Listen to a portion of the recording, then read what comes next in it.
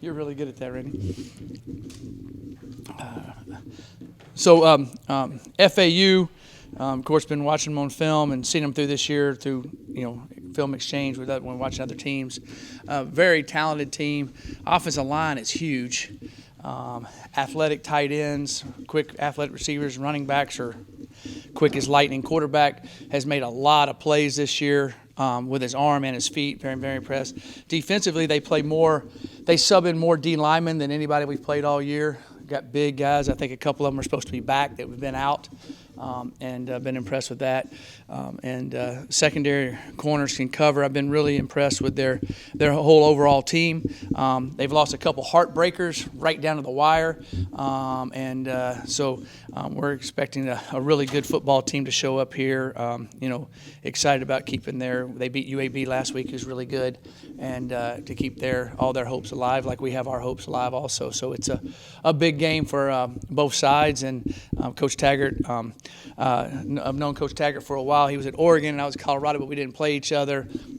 He went to Western Kentucky. My brother played wide receiver at Western Kentucky. They kind of know each other through the year a little bit. So we're going from there with everything, and excited about the game and excited about the Shula Bowl.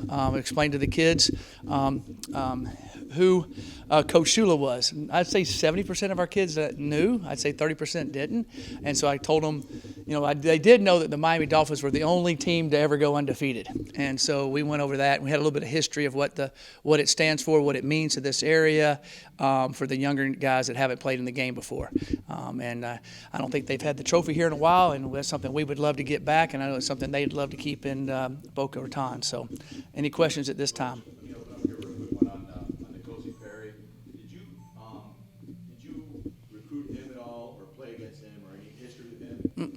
I've seen him play. I saw him play a little bit on television at Miami, of course, but and then watched him on film last year, and then watched him on film a lot this year. What progression have you The seen? what I've seen is, to me, he's a lot more accurate with the ball than he was last year. It looks like a little bit I've seen. He's being able to make plays. He can make plays on the run. He's making plays in the pocket. Looks like he's very comfortable and has a good command. I think he's done some really good things for him. He's a big, athletic kid that can make a lot of plays. Coach, just want to go back to the North Texas game. Not sure I had a chance to watch the film a little bit. Some of the coverage breakdowns. Anything that you saw there that maybe. Yeah, we had a couple coverage breakdowns. Let some guys go on some over routes, miscommunication, understanding of it, which was a big issue.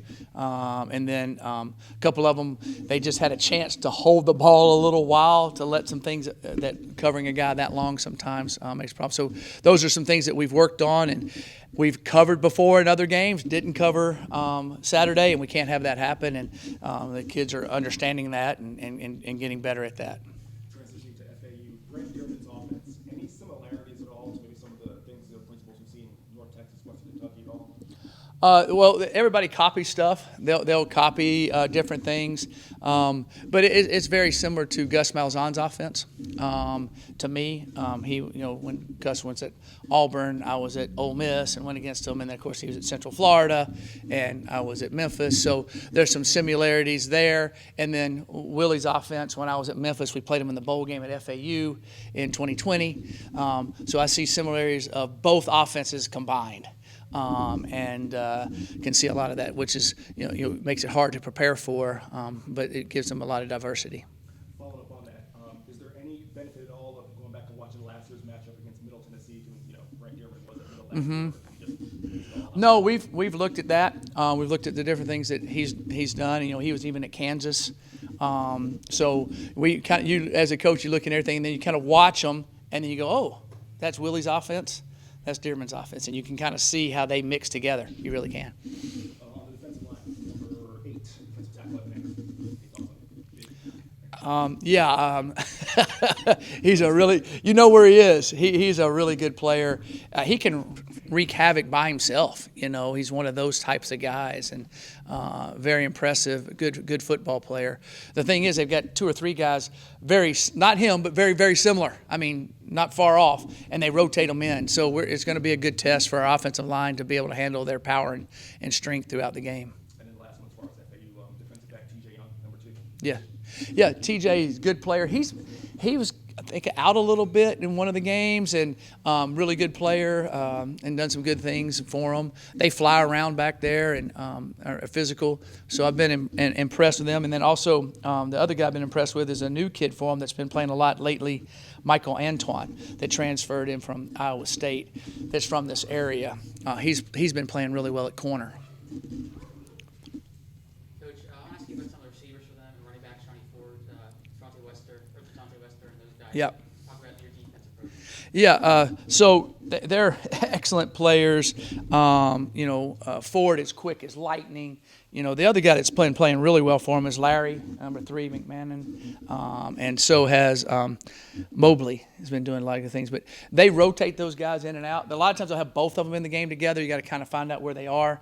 And the guy that's extremely electric is Wester. He really electric. They hand him the ball. They toss him the ball, they throw it to him. He makes a lot of plays for them.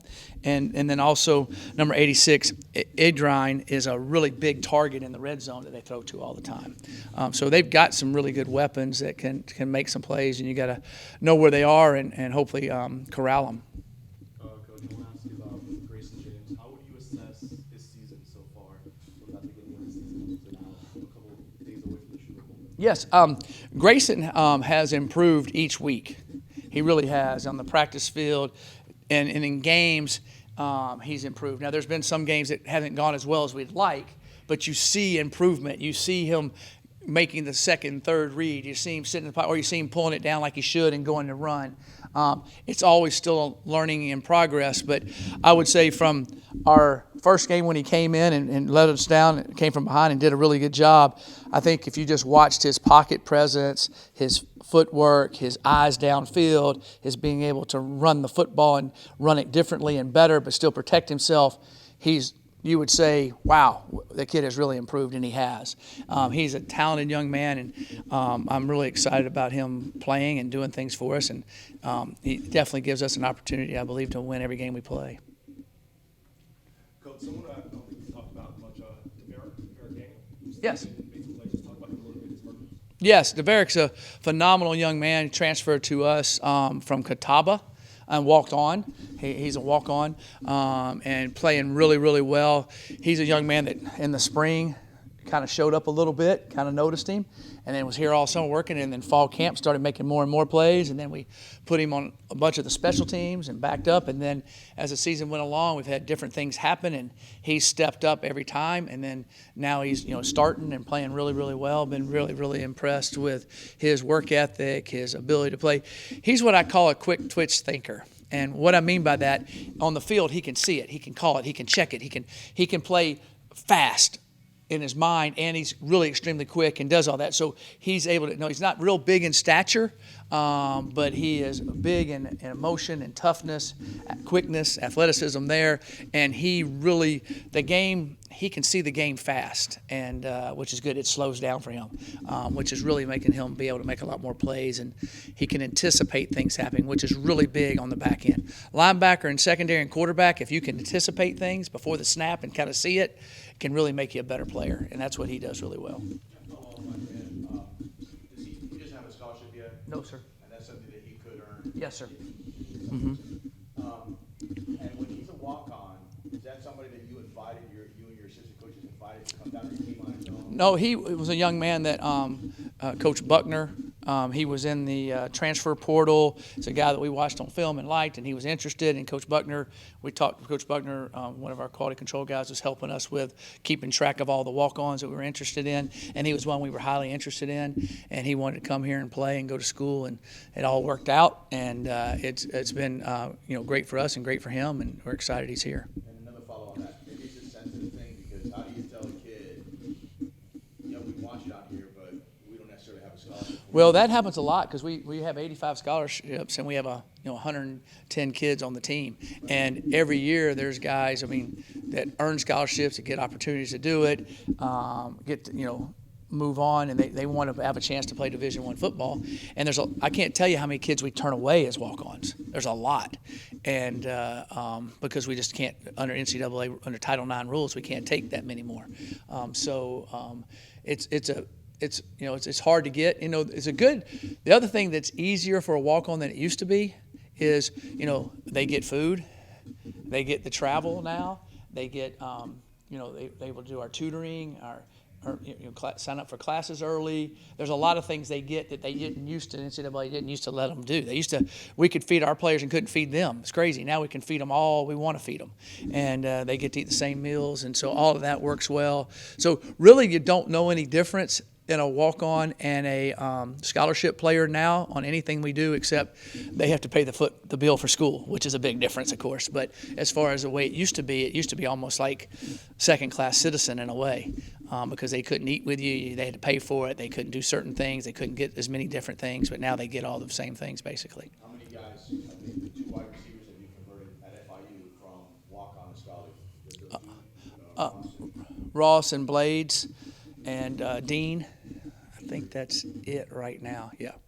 And we were doing that going into the season, because you can't award in the middle of a season. You can't give them something. You can tell them you're going to give them one or whatever, but you can't award till after the season's over if you have it, because some scholarships will last all the way through spring, and you can't have over 85 in the spring. So that's why a lot of them are given in the summer, when everybody decides where everything kind of lands out, and you say, okay, we have these spots, and these guys are good enough to do it. And we give it to them when they're good enough to play. It's not just, hey, thank you. Right, and that's always got to be one of the best feelings for you and the players.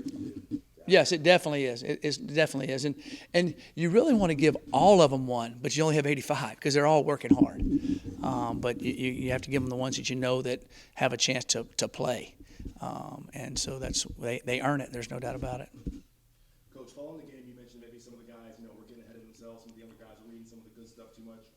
What's kind of been the message as far as helping those guys get unlocked in these last 3 games and games? I think what I meant by that was you got to keep pressing all the time during the week. And we were on them to push it, but they got to be on focused away from us, and we have to be continually on them. Because we always have a saying, you're either getting better, you're getting worse, nothing stays the same.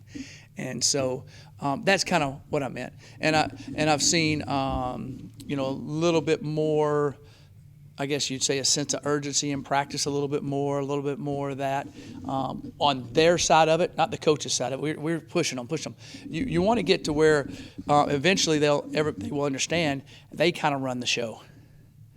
They're on the guys. They're pushing it, and we're not quite there yet. But honestly, we shouldn't be. But we've made great strides that way, and I'm seeing it a lot. I'm seeing it happen a lot more. Like this game, does it seem like a little bit more because they're right down the road? I mean, you guys are playing for the same type of players, for the same guys. They know each other. Does it feel like a rivalry game? Yes, it does to us. Rivalry game, we got to put up a good fight, right? If you don't win it every once in a while, it's not as big a rivalry. So probably doesn't feel as much a rivalry to them, but it definitely does to us. And to be honest with you, I think both teams want. Anytime you play, you want to win. But I think the rivalry part of it is it's not like the trophy's gone back and forth every year right now. We would love to get it and keep it, and they definitely don't want to relinquish it. But it hasn't been as big a rivalry as we'd like it to be, and that's really FIU's fault. We got to go play better, and hopefully we'll play better Saturday. 2 quick ones for me, be done, Coach. Piggyback off Lou's question. In terms of recruiting the area in South Florida, how pivotal is it? How much of a spotlight is they have this game here at FIU, all the attention that will come just. Yeah, it's really excellently big in recruiting, and there'll be quite a few players here because some guys' seasons are over, some guys are in playoffs, so I think there'll be quite a few recruits here, and a lot of people will be noticing it, and recruiting is always good to say, hey, you beat them or they beat you when you're recruiting against them type of thing. So I think that's definitely a thing that's very important for us in the recruiting area for sure. Last one, whether it's Deverick Daniel or Andrew Bomar, Phil Houston, guys who are young guys, Chris Mitchell, guys who are inexperienced guys who haven't had a lot of playing time. Is it just a factor, Coach, of maybe those guys just need the game reps? The only way those guys are going to get better is the reps in the game. Such a young team, is that kind of a factor? Can guys still develop? No, you definitely can develop in practice, but you get put under a lot more of the fire in a game. So you get molded a lot more, and your flaws get exposed completely when it's, okay, that's a real for real touchdown I got beat on. Or the guy jammed me up and I should have used my release better and now I could have had a touchdown. So then you really start realizing in practice, hey, I really do need to do that. I really do need to concentrate on that. I really do to push in that area. Even though you say you would, it just, you can ask the guys that have to make the winning 3-point shot, right? Or the winning foul shot. When you've practiced hours and hours and hours, and then you've had to do it a couple times and you've missed one in a game, the next time you realize you start either tighten up or you start loosening up. And I think our guys are starting to, a lot of them, the young guys that have played a lot, are starting to get better at understanding the game, understanding how to prepare, understanding what's going to hit them, and then being able to handle certain situations. Okay, oh, that's what that guy did to me last week. That's what he's trying to do. Oh, I got it. It's just repetition and muscle memory on a lot of it. I know you want the people to come out here and watch here at home, but it's on our era. I'm 33, so it's on locally. Yes. I'm thinking that for the game to be on locally. Yeah, it's anytime we're on television, it's always always great and exciting. I know the CBS network games that we've had on national television too. I've had tons of texts about it, and so have all our players talked about it, and there's a lot of exposure, which is great. Yes, but being on here, but we definitely want them. I'd like them to come and watch it on their phone on your station. That's what I'd like to do, and see the replays and hear the comments and watch the game in the stands. Was definitely what we'd like, and we've we've had great support by our students and other people also. Our fans have been, from what I understand, a lot better turnout than in the past, and I'm very supportive of that. I'm very happy. I would love for them to be here for this game and be supportive of it for sure, and I think we will. I see you voted. Yes, sir. I voted Sunday after church, so went on there. That was good. But please go vote. If you hadn't voted, go put your vote in the way you want to go, and just keep loving our country the best we can, right? So, okay, thanks, guys. Appreciate it.